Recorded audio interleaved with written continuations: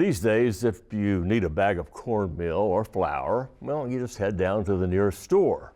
Back in the early 1800s, people generally grew their own grain, then took it to a grist mill for grinding.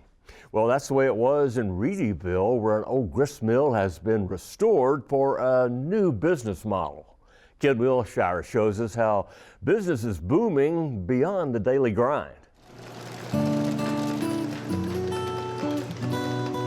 It was built around 1812 and rebuilt after the Civil War when fire destroyed much of the building.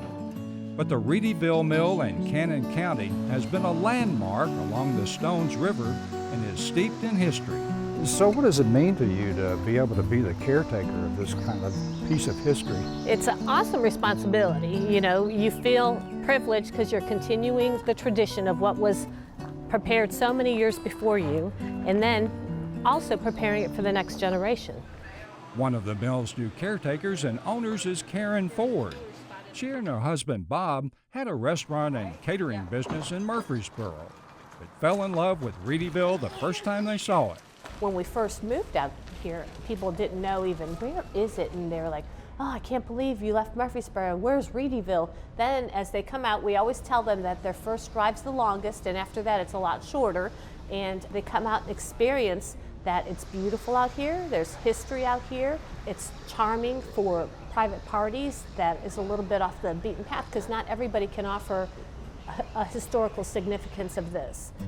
The Readyville Mill has a long list of previous owners.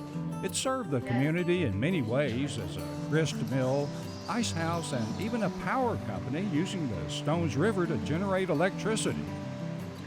But today, when you visit the newly restored mill, you'll be saying, goodness gracious. And that's when you finish your meal at the Goodness Gracious Cafe. It's the Ford's way of preserving the old mill, which is on the National Registry of Historic Places. The family's making it a productive part of this small community again, and satisfying not only their love for cooking, but lots of appetites.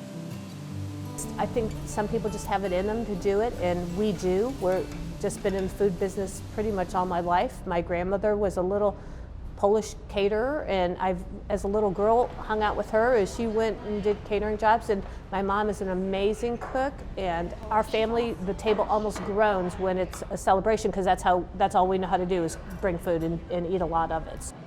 And like this pancake-covered plate, the Fords make sure no one leaves hungry.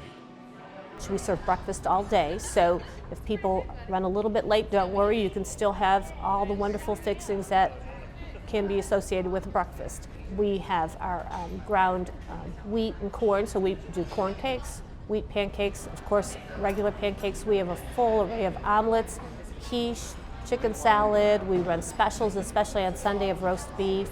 Their breakfast, brunch, and lunch menus draw guests from all around.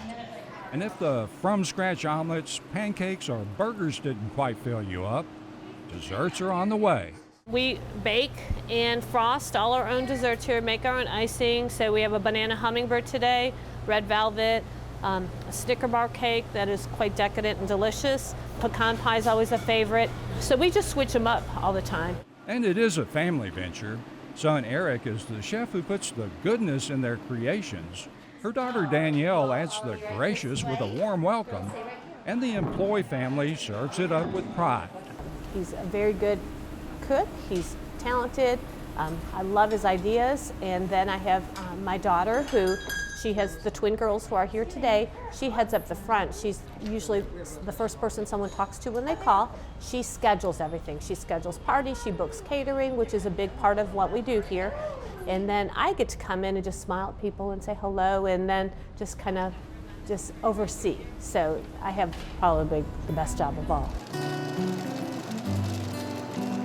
But the job that started it all over a century ago was milling wheat and corn.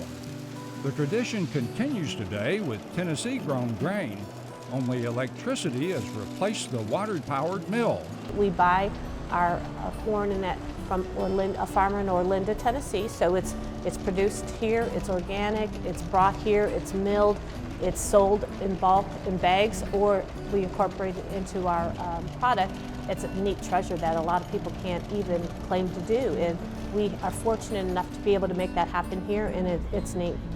And then this is all the cornmeal, your grits, and then your shell is on this other side. So You can take home a bag of freshly ground cornmeal, grits, or wheat flour for your own recipes, but you just have to taste them first in the corn cakes or Gouda grits while you're here. We love doing just the basics, but we love to just come up with new recipes and do fun little specials that make it a little bit more interesting than just every day just doing a certain things. We try to add some fun and some twists to our menu that make it exciting, especially seasonally. The Fords are proud of what's happening here at the Readyville Mill, and maybe the family's next generation of restaurateurs are right on their apron strings.